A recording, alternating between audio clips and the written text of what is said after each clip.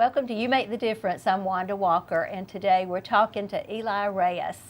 And Eli is an evangelist. Amen. And we're going to talk about a variety of topics, aren't we? Yes, we are. Yeah. So first of all, just tell me about your background and your testimony and how God's worked in your life.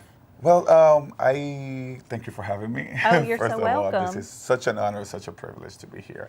And first of all, I grew up in church. I grew up in knowing God, and God was always my first love. And with that, I received a calling early in my life from God to preach. I was about 8 years old when God started talking to me about preaching and ministering, and 9 years old when I preached my first sermon. Wow. Yes, people came to God, and it was such an amazing experience at that young age to experience God and see people coming to Him through a kid sermon. That it marked me forever. And there, from that point on, I started preaching and moving on in Puerto Rico, which is where I'm from. And from there, I started preaching and going places. I started coming to the United States and preach at age 12 Wow. around here Yes. in New Jersey, New York. And it was just amazing. God started using this young kid with gifts and this healing, and a very amazing experience, just preaching and in the impartation and the movement of God in the innocence that was there, because I didn't know much, honestly speaking. I would just learn that story pretty well and ingrain it in me, but and God would do just great things. We experienced people getting healed from many things, and people getting saved, and many people coming to God and traveling. Then we moved to Rhode Island, and because of certain things that happened in Puerto Rico with my family, and God sent us to Rhode Island, and then boom, started preaching all over, and traveling, went to other countries, founded a church in Mexico even, and it was a great experience. However, through all those years, I was the enemy make sure that my life became marked and damaged in some areas. And in those days, we were only moving and preaching and doing things, but my family and in the church that I was, unfortunately, which is a great church, Yes. but we didn't have this knowledge of deliverance and how be effective on dealing with the soul. And a lot of things my coming up damaged the work of God in my life. So it was a struggle because a lot of sexual immorality that I had to witness, a lot of hurt, abuse in my home. My mom was getting beat up, and we had an aggressive stepfather. And it was unfortunate because he was a man who loved God, and I saw him fight between trying to please God and not be abusive and dealing with those spirits. And at the same time, me being molested, raped, even after being in ministry. By him? No, not by him, but by other people, either in my family, by some people, even in the religious nucleus, if you will. Wow. And it was just that struggle. So, Yes. and it was a struggle as a child, me coming up and preaching, seeing people coming to God, healing people, giving prophecies and words of knowledge and wisdom, and at the same time coming home to cry because I didn't want to be gay. I started developing attraction towards the same sex, and while being in church. And it was a real hard struggle for me as a kid. So in those struggles, the enemy started building fortresses and thoughts and lies, and I started blaming God. God, you're my, saying that it was just everything that was good became tainted by the enemy, and I didn't know how to get out of it. I didn't have the revelation, and I didn't have the people. And I started blaming God wrongly blaming God for everything that had happened to me, that happened to my mom, the abuse. And when I became 19 or 20 years old, I decided I can't do this no more. I don't want to, because I was really developing an attraction for the same sex, that it was just now becoming to manifest, and I didn't want to be that person that damaged the testimony of the church, doing things in the church. And I said, I don't want to be that. So I'd rather Right. be cold than that. So, I mean, it was maybe it was a lie of the enemy, but at the same time, my reaction, knowing that I didn't want to be a hypocrite and all these things in my head. So I left the church. And with that, I left the body of Christ. And with that, I just became a homosexual. Allow all these things to come into me. My friends that were around me, some of them were Christians also, and they started introducing me to drugs that I never thought I would use. Really? And with that, I was kind of became like a functional drug user. I was do ecstasy, cocaine, smoked cigarettes, drinking, and through all these years, I mean, the experience of God was there. Yes. And it He was never leaves us. no, and I always used to tell God, because I started dating men and sleeping around, became very promiscuous. And I would tell God, you know what, God, you damaged me, wrongly saying that, Right. because it's your fault. I cannot be happy with a man because you were my first love, and I'm expecting people to love me the way you love me. And I would tell God straight up like that, but I can be there or here. And then it was just that struggle. To the point with the years, I mean, God gave me a grace that, I mean, somehow the identity of the kingdom remained in me in some form, that people always entrusted me with positions and jobs and and things that I said, like, oh my God, how did I make it to with a high school diploma? How did I make it to be a director of this agency, a director of all these programs? And I Favor. understand. Yeah. Yeah, it was just God. And with that, I just felt too comfortable, and things started happening with my family and things that started depressing me, to the point at the end, and I'm cutting the testimony short because we want to get to other questions, but to the point that I started using crystal meth. I started selling crystal meth, Yes. and I started rejecting crystal meth. Oh, wow. So Wow. so I spent 2 years in the bondage of sexual addiction, drug addiction, depression, and suppression and possession. And I used to feel demons through all these years trying to possess me in a greater way. People, witchcraft, and people involved in all this santeria try to tell me, oh, this spirit is calling you. She wants you really bad. wow. You are so gifted. And people around me started just, infiltrating demonic forces. I felt demon in a way that it was just incredible. It was just the enemy, knowing that his time was running short, Right. tried to destroy me at last with this, with the crystal meth addiction is no joke. And although I was making a lot of money selling it, it was just destroying me in such a way that I thought I was going to die depressed. I thought I was going to die in this confusion. I used to look at my life back and I just cried to God and say, how did I get here? I used to look at me as a child preaching and being that kid, and to the moment where I was like this and my arms bruised from needles and a room full of sexual immorality, just to say that, because I spent thousands of dollars on toys and crazy stuff and drug paraphernalia. And it was how did I get here? And I really thought it was the end for me. I thought I was going to die. And one day I'm playing my guitar and I'm singing to God in those conditions, and I started crying. And there was a witchcraft doctor who was doing work next to me, trying to damage me. And I looked to the side, I had these huge curtains, and as I looked to those curtains, with my eyes open, I see a principality. Oh, wow. This demonic force, it was huge, and I'm like just looking at it straight, and it was looking at me and moving around in my curtains. And am I hallucinating? My dog saw it and goes like, ah! And I was like, okay, there's something here. Right. So I tried to get scared, and then I got angry. And like, on top of everything that I have to deal with, that I'm going through, I have to deal with a demon in my house. So, I mean, I was confused, and I was mad at God at some point. But I went to a corner, I walked away, and I went to a corner, and I threw myself on the floor. And I had this impulse, knowing deep inside of me that only God can do anything. I mean, like, Yes. God, please. And I started crying, like, God, please do something. I surrender.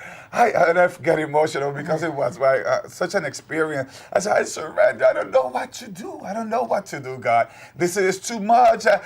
Please. And when I said that, mind you, remember my house was full of nasty stuff. Yes.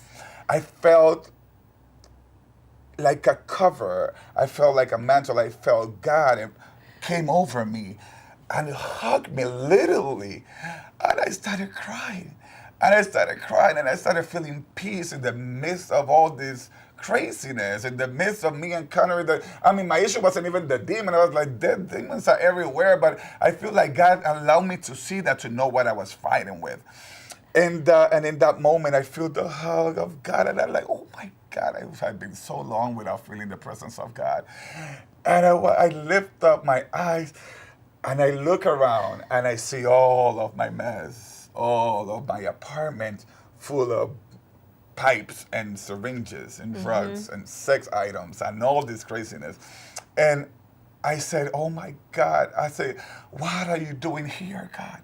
What are you doing here? This place is dirty. I'm so sorry. I felt like Adam and Eve and oh my God, we're naked. Yeah. You know? God, this place is so dirty and nasty. What are you doing here? And I heard the voice of the Spirit saying, I put my hand in the mud for a son that I love. Oh, wow. And since that day, my life hasn't been the same. I didn't go through withdrawals for crystal meth. I just despised it at the moment. I felt God delivering me, removing that, and the desire to be with man again. And it was like, oh my God, I thought I would never be freed from these homosexuality issues, because it was impulsive, it was compulsive. Yes. All the desires of the enemy, especially when there is a calling in your life to do something. The enemy knows who you are. And he will just hit you the hardest. There's people that have an addiction and they can manage it for years. I know people that use coke in social circles for many years and they're functional because they never had an experience with God. But once Wow. you leave and you are there, the enemy knows, oh, there's a calling here. So despite all of that, all of that compulsive behavior, because especially the sexual behavior that I was driven to was very compulsive, nasty, very low level. It was just, it was very dirty towards the end of my life without Christ, and things that I never thought I would do, either in drugs or sexually. It was just very pure immorality to the fullest. And it was very demonic. But the power of God since that day, just enlightened me. Anybody that uses meth and anybody watching can attest to this. It's just something that you cannot control meth. There's nothing you can do to get out of that mentality of the addiction and feeling like you're a Superman, but yet depressed. It's just so confusing. And that power crumbled. Yes. And it was just life-changing. And immediately felt a restoration in my spirit of Son of God. And I started declaring that I am your son, God, regardless of what I've been through. Even if you send me to hell, I'm going to worship you and I'm going to say you're holy. I started feeling immediately this empowerment. This like, listen, you are a son. And I had been born and raised in God. So I understood some things that the average person would understand coming back to the kingdom. I know that as soon as I come back, I have some authority. Right. You know? Yeah. So I started aligning certain things and dying. And it's been a process of dying, which is the most beautiful thing. Dying to self, dying to desires, dying to your will, and just embracing kingdom, embracing God's will, your will. And I'm still dying. Sometimes I feel, oh, this area is still alive over here. So, and started seeking God, praying, fasting, and fasting has been a key, and seeking deliverance. Yes. And I thank God for, even as I went through deliverance personally and privately and seeking God and with other people that God aligned over me, God also connected me to the church where I'm at now later on. And I was, okay, so this is a boom factor. Now you're going to become empowered to deliver people from where you came from, to wow. effectively Yes. become a tool for this. And the call has always been evangelism for me, and you know that it is without repentance. You know, I saying the gifts and the calling. So I've God restored the evangelism now in my life, and it's just been amazing. And I'm under the covering of Apostle Bottle, who you know, Dr. Oh, yes, Vanessa I Bottle. do, Dr. And Vanessa. she's been a great covering and leader for me, and appropriate for this time and season where I feel completely now aligned. Yes.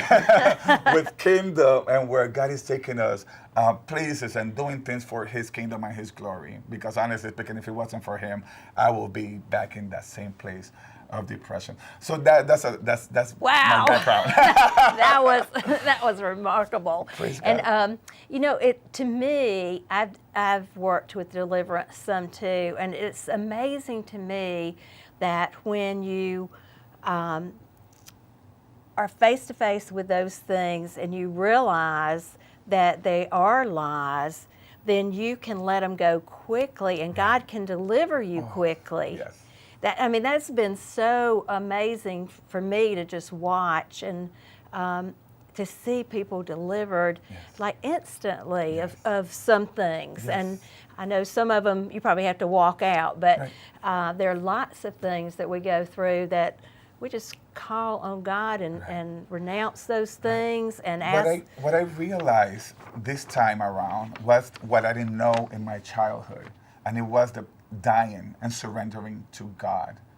And until that is revealed to you, how to die and how to really surrender. I don't want this. I feel like God had to break me.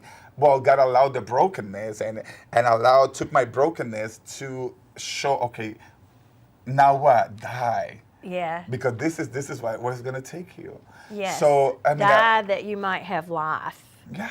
And life more abundant. Exactly. Yeah. Exactly. It reminds me of the story about the little girl who saw some pearls in the store and she wanted them, and her mama said, "You'll have to save your money for them." Mm-hmm. So she saved up. It wasn't much money, like $2.99, but she was a small girl, and so she saved them up.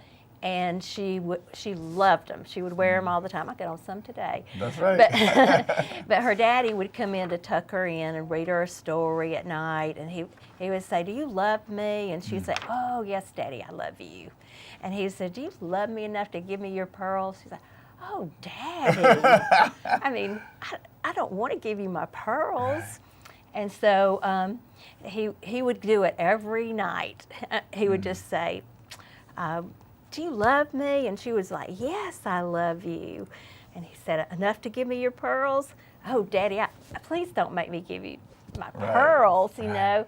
But one night he came in, and when he had that question, she said, "Yes, Daddy, I love you enough to give you my pearls."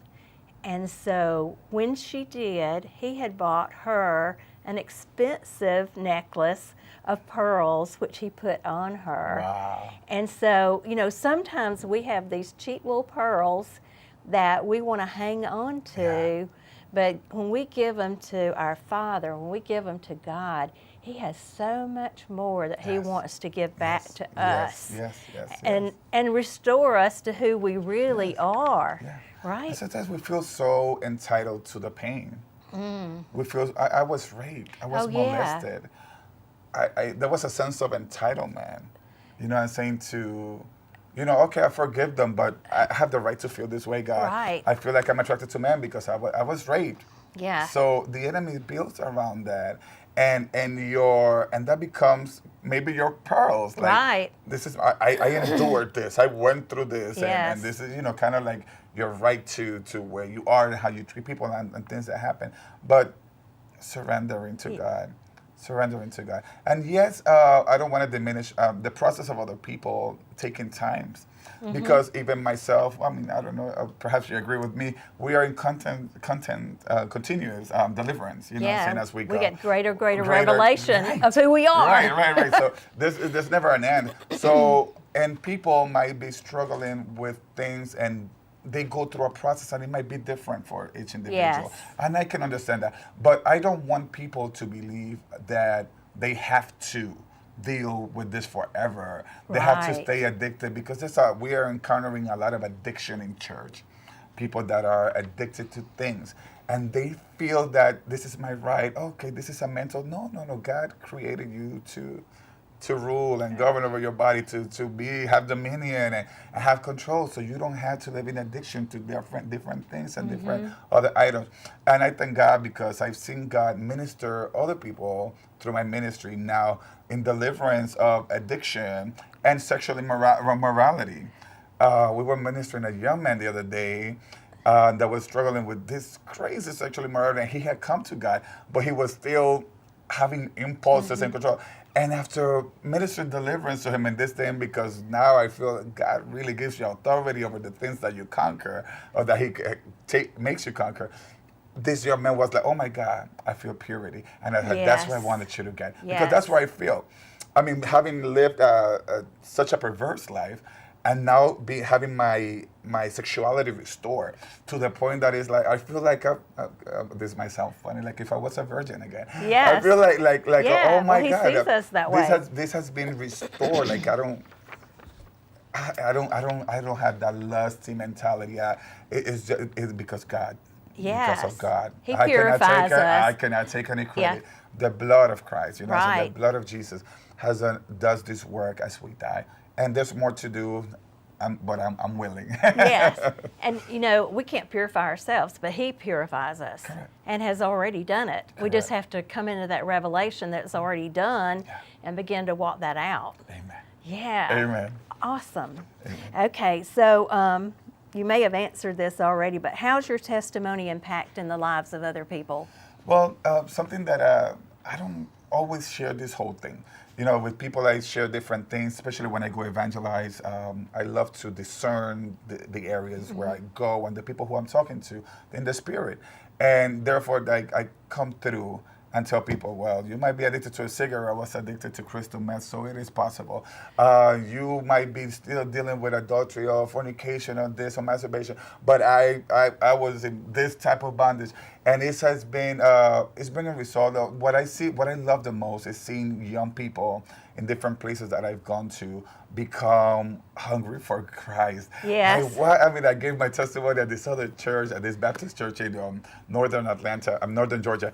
And it was just so amazing to see this whole bunch of millennials who were just used to church as usual hear this testimony. Oh, yes. And the leader came the other day and told me, Eli, after that day, they are on fire. They just Wow. want what you have. I have a friend who was, oh my God, so crazy. This guy, when the both of us in the world, when we were not serving God, it was crazy. And when I came to God and he saw the change, he said, he used to I hate want God.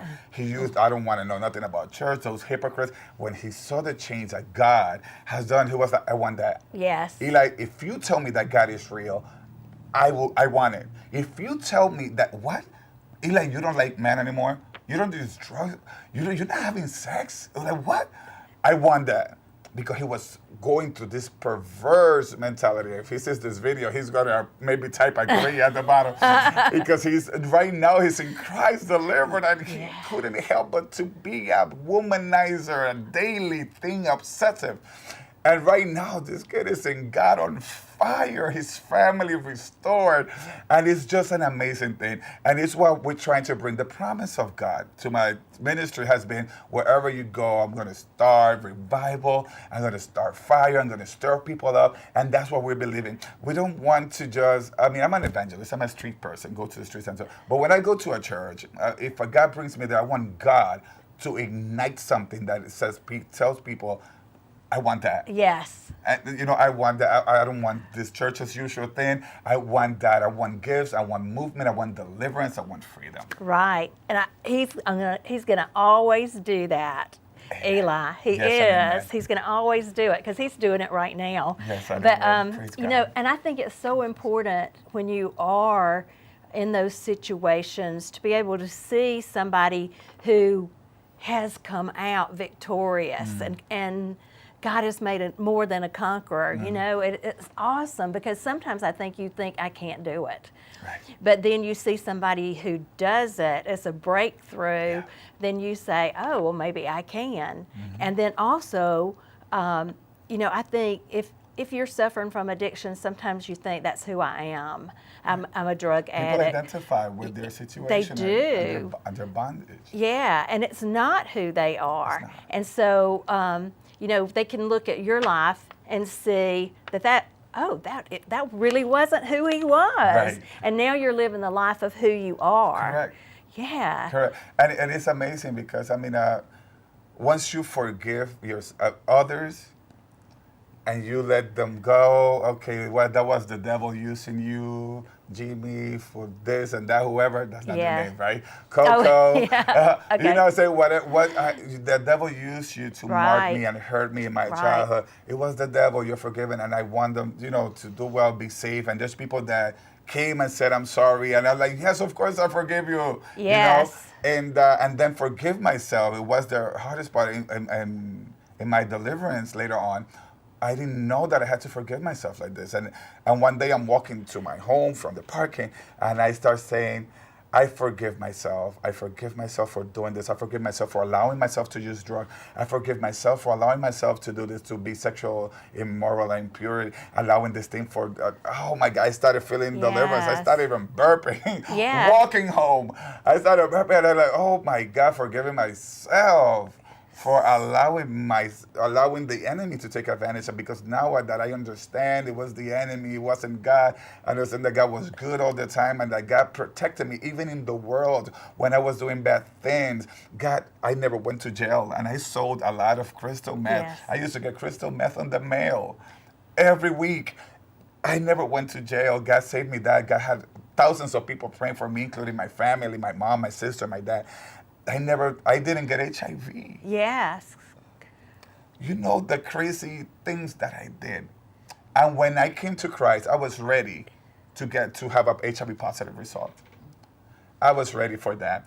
And with that, I was like, you know, I'm going to live with HIV. Yeah, I'm going to live with HIV because I slept with many people that had HIV without protection, and I know what happens. Wow. I worked in the HIV field for 15 years. Oh, you did? Yes. So I said, I know I'm going to have it. I got a negative result, and I'm like, I'm going to get another one, and I'm going to get a blood test this time and a 4th generation test. When I come to find out, I started crying. Like, pure. God, no HIV, no jail time, no disease. Thank you. Yes. Because although the enemy, you kept me. So I cannot blame God for anything, because even when I was being disobedient, God was there for me. That is awesome.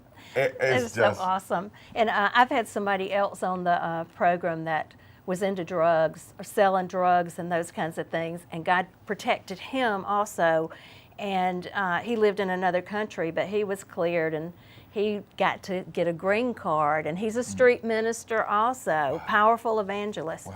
And so God is good to us, God isn't is he? good. God And is you good. know, we're going to have you back. Okay, I mean, awesome. that's an awesome show. I mean, we got to the second question, and it's very powerful. And I know that you have enjoyed this show. And if you find yourself in a place maybe that Eli's talked about, I just encourage you to seek out somebody that can help you through deliverance and help you through finding God and who He truly is, a God of love, a God of power, a God that sees you as a son. Amen. Yes. Thank you for watching You Make the Difference. And remember, you truly do.